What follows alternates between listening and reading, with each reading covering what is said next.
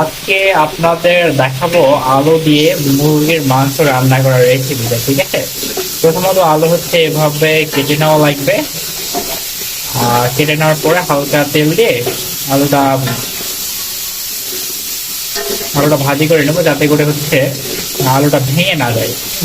তাছাড়া হচ্ছে মাংসের সাথে আলুটা বেশিক্ষণ ধরে সিদ্ধ করলে আলু ভেঙে যাওয়ার একটা ইয়ে থাকে, আর সেজন্য আলুটা একটু ভেজে নেওয়া আর কি। আলুটা 3 থেকে 4 মিনিট তেলে ভাজি করে নেওয়া লাগবে, ভেজে নেওয়া লাগবে আর কি। তারপরে হচ্ছে আমাদের 3 থেকে 4 মিনিট হয়ে গেছে, আমরা এখন আলুটা একটা বাটিতে উঠে নেবো আর কি। এখন আমরা তেলানির জন্য পরিমাণ মতো তেল কড়াইতে দিয়ে নিব। তারপরে হচ্ছে আমাদের পেঁয়াজ কুচি কুচি করে কেটে রাখা আছে, পেঁয়াজটা আমরা হচ্ছে কড়াইতে দিয়ে দেব।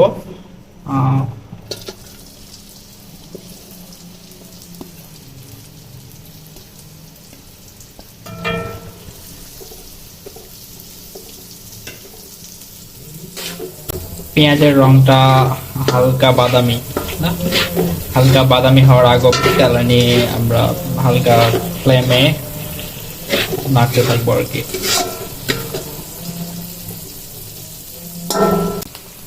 এখন আমরা তেলানিতে পরিমাণ মতো রসুন অ্যাড করে নেব।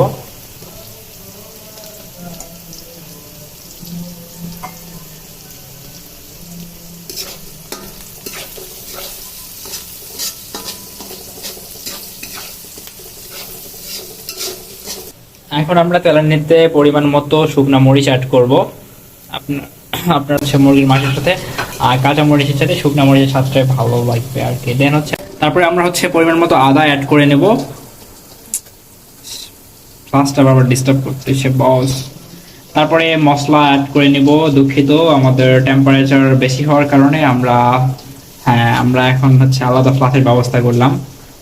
ফোনের ফ্ল্যাশ অটোমেটিক অফ হয়ে যাচ্ছিল আসলে এখানে গ্যাসের। তারপরে আমরা হচ্ছে এটা কি হলুদ, আমরা এখন হলুদ অ্যাড করতেছি পরিমাণ মতো। আপনারা অ্যাড করে নেবেন, আপনারা যে পরিমাণে মাংস রান্না করবেন সেই অনুযায়ী আপনারা অ্যাড করবেন আর কি। আমরা 2 কেজি মাংস রান্না করতেছি, সে অনুপাতে দিচ্ছি আর কি। আমরা এখানে 2 চামচ দিয়েছি, 2 চা চামচ। তারপরে হচ্ছে গুঁড়া ঝাল, আর তরকারির হচ্ছে কালারটা ভালো আসবে আর কি গুঁড়া ঝাল ইউজ করলে। শুকনা মরিচ তো স্বাদ বাড়াবে, কিন্তু শুকনা মরিচ হচ্ছে কালারটা আনতে পারে না।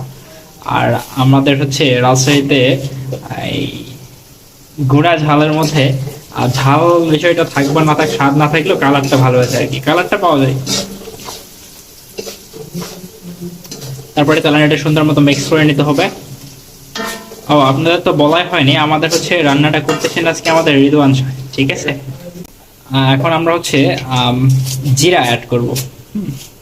পরিমাণ মতো জিরা দিয়ে দিবেন। আপনারা রিদওয়ান সাহেবের হাতটাও ফলো করতে পারেন যে আসলে উনি কতখানি দিচ্ছেন। রাজশাহীর বাবুর্চি র্যাঙ্কিং দিয়ে দেখতে গেলে আমাদের রিদওয়ান বাবুর্চি যে কত নম্বরে আছে, সেরার মধ্যে থাকবে কি, সেরা 10-এর মধ্যে হলো হয়তো। আজকে হচ্ছে আমাদের এই যে রিদওয়ান দুপুরে মুরগির মাংস রান্না করছিল, এটা আমাদের যে বাংলাদেশি কুকিং চ্যানেলের ওনার আব্দুল্লাহ আল আরিয়া ভাইয়ের এতই ভালো লাগছে, ঠিক আছে। সেই কারণে ভাইয়া রেসিপিটা সবার সাথে শেয়ার করার জন্য রাতের বেলা আবারও ওর দিয়ে পাক করাই দিচ্ছে আর কি। এই জন্যই বলতেছি যে রাজশাহীর সেরা রাঁধুনিদের মধ্যে এই একটা, বেশ ভালো রান্না করে বাচ্চা। বলে রাখা ভালো যে এই বাচ্চাটার বউ যে হবে, সে কিন্তু অনেক সৌভাগ্যবতী হবে, ঠিক আছে। আপনারা যদি তার সাথে যোগাযোগ করতে চান এইসব বিষয়ে, তাহলে প্রথমত ভিডিওটা ভাইয়ার চ্যানেলে পাবেন, ভাইয়ার সাথে যোগাযোগ করবেন। তারপরে ভাইয়া আমার সাথে যোগাযোগ করাই দিবে, আমি এই ধরনের পৌঁছাই দেবো। আমাদের তেলানিটা হয়ে গেছে রেডি। এখন আমরা তেলানিতে মাংসটা দিয়ে দিব। এখন আবার বলিয়েন না যে ভাইয়া মাংস দেওয়ার জন্য কি এরকম বাটি লাগবে, লাগবে না। আপনারা আপনাদের বাসায় যে বাটি আছে সেটা দিবেন। বলে রাখা ভালো যে ওই যে মুরগির যে কলিজাটা থাকে, সেটা হচ্ছে আপনারা উঠায় রাখবেন, সেটা পরে অ্যাড করবেন তরকারিতে। কারণ হচ্ছে কলিজাটা অনেক নরম হয়ে থাকে, তো ওইটা হচ্ছে অনেকক্ষণ অবধি যদি রান্না হয় তাহলে গলে যায়, গলে গিয়ে ভেঙে ভেঙে টুকরো টুকরো হয়ে যায়, খুঁজে পাওয়া যায় না আর কি। সেজন্য আমরা হচ্ছে কলিজাটা সাইডে উঠায় রাখতে, ওই যে আপনারা উঠে রাখবেন। হুম,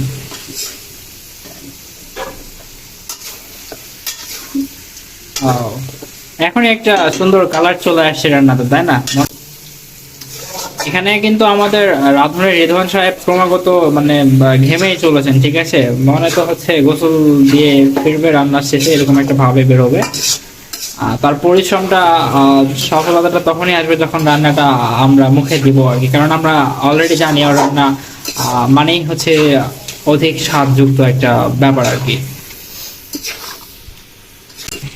আমরা হচ্ছে মাংসটা মূলত তেলানির সাথে মিক্স করতেছি, আর হচ্ছে একটু করে মানে ভাজা ভাজা করে নিচ্ছি। হ্যাঁ, কারণ হচ্ছে এই যে মুরগির যেটা ব্রয়লারের মুরগির যে মাংসটা, এটা অনেক ইয়ে থাকে, মানে অনেকে পছন্দ করেন অতিরিক্ত নরম হয়ে থাকে, তো হালকা তেলে ভেজে নিলে মাংসটার মধ্যে একটু শক্ত শক্ত ভাব চলে আসে আর খাইতেও টেস্ট হয়।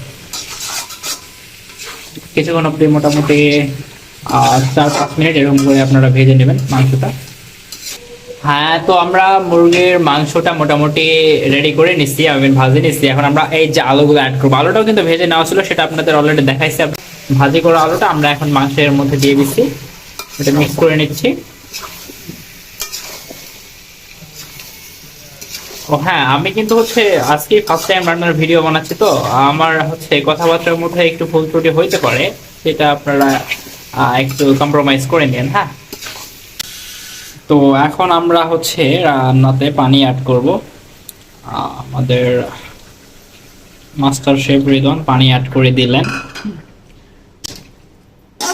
ও হ্যাঁ, এখন কয়টা বাজে জানেন? এখন হচ্ছে সময় কয়টা বাজে, 1:26। আমাদের সবার পেটেই প্রচন্ড রকমের ক্ষুধা, আর আমরা এখন এই যে কাঁচা কাঁচা মাংসগুলো দেখে মানে কি আর কইতাম ভাই, ক্ষুধা লাগছে প্রচুর, এগুলাই খায় নিতে ইচ্ছে করেছে। দেওয়ার পর লবণ অ্যাড করে দিলাম। আমরা পানি দেওয়ার পরে এখন হচ্ছে লবণটা অ্যাড করব। আর তরকারির কিন্তু মেইন স্বাদ মানে অন্যতম একটা স্বাদ হচ্ছে লবণের স্বাদ। আমার তো যে কোনো তরকারিতে লবণ কম হইলেই ভালো লাগে না, সরাসরি হচ্ছে মানে ক্লেম দেয় আর কি, না লবণ হয় না তরকারিতে, লবণ হয় না। ও হ্যাঁ, তখন আমি মাথায় উল্লেখ করিনি যে এখন রাত 1:26 বাজে আর কি, মানে রাত 1:30টায় আমরা রান্না করতেছি। আমরা খাবো কখন আর ঘুমাবো কখন সেসব তো পরে ভাবনার বিষয় আর কি।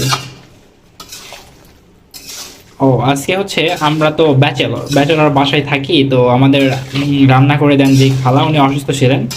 আমাদের দুপুরের রান্নাটাও শেষ হয়েছিল 4:30টার দিকে, খাওয়া দাওয়া করতে করতে প্রায় 5টা বেজে গেছিল। সে অনুপাতে রাত একটা রান্না হওয়াটা অস্বাভাবিক কিছু না। ঠিক আছে, দুপুরের খাবার 5টায় আর রাতেরটা হচ্ছে প্রায় 2টার দিকে হয়তো খাওয়া হবে।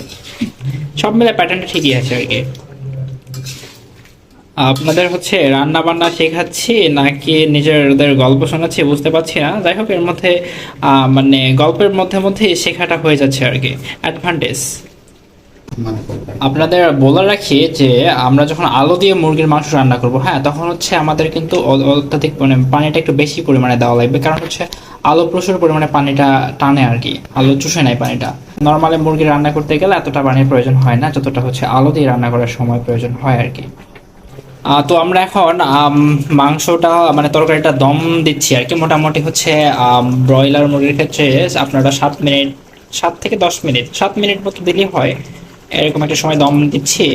আপনারা আপনারা হচ্ছে তরকারিটা হচ্ছে ঢেকে রাখবেন, ঠিক আছে? আমাদের রান্না শেষের পথে। আপনারা হচ্ছে যারা ঝোল কম খাইতে পছন্দ করেন তারা আরও কিছুক্ষণ কষে নেবেন, তাতে করে হচ্ছে ঝোলটা কমে যাবে। আমরা ঝোলটা একটু বেশি রাখি, এই জন্য এরকম রাখছি আর কি। আর কিছুক্ষণ হচ্ছে ই করা লাগবে, রান্না করে কষা লাগবে, তারপরে হচ্ছে রান্নাটা আমরা উঠাই নেবো আর কি, ঠিক আছে? একটা বিষয় মনে হচ্ছে আমার, যে আপনারা যারা মুরগির মাংস রান্না করা শিখতেছেন, হ্যাঁ, তারা হয়তো লবণটাও ঠিক মতো চেক করতে জানেন কিনা। আজকে আমাদের শেফ আপনাদের লবণ চেক করাটা শেখাবে, যে কি করে লবণ চেক করতে হয়। হ্যাঁ, এভাবে করে এতে ছল্লি ছল্লি না কি বলে, লাকড়ি না ছল্লি, সেটাতে করে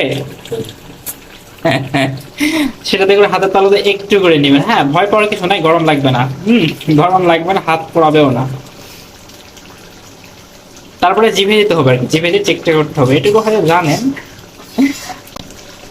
রান্নার শেষ আপনার কষাটা শেষ হয়েছে এটা বুঝবেন কি করে, যখন দেখবেন হচ্ছে এই যে কোণার দিকে, হ্যাঁ, তেলগুলো জমে যাবে। হ্যাঁ, এই যে ইয়ে উঠতেছে না, বুদবুদ করে ইয়ে উঠতেছে, কি বলে এটা, তাই জানি না, তো এত জানি না আর কি। এইটা উঠে উঠে যখন দেখবেন যে তেলটা ছাড়তেছে আর কি, তখন হচ্ছে রান্নাটা একদম পুরোপুরি শেষ হয়। তেল ছেড়ে দেওয়ার বিষয়টা আসলে ওই যে তেলে জলে কখনো মিশ খায় না, এরকম একটা কথা আছে না। আর তরকারি রান্না করতেছেন আপনি, অলওয়েজ তেলকে আর জলকে একসাথে মিশাচ্ছেন বলে ভাবেন না যে মিশ খাইছে, এখানেও মিশ খায় না আর কি। এই যে তেল কিন্তু আস্তে আস্তে ছাড়তেছে, এই যে যে কোনার দিকে, এভাবে করে পুরোটাই তেলটা পানি থেকে আলাদা হয়ে যাবে। বাস আমাদের রান্না আজকের মতো শেষ। আমরা হচ্ছে ঝোল বেশি পছন্দ করি, ওই জন্য ঝোলটা এরকম রাখছি। আর রান্নাটা হচ্ছে একদম তেলটা ওরকম ভাবে আসতেছে না, কারণ আলু মিক্স করছি তো। আলু মিক্স করলে ওই কিল কিল যে তেলটা একদম চকচক করে, ওই তেলটা পাওয়া যায় না আসলে।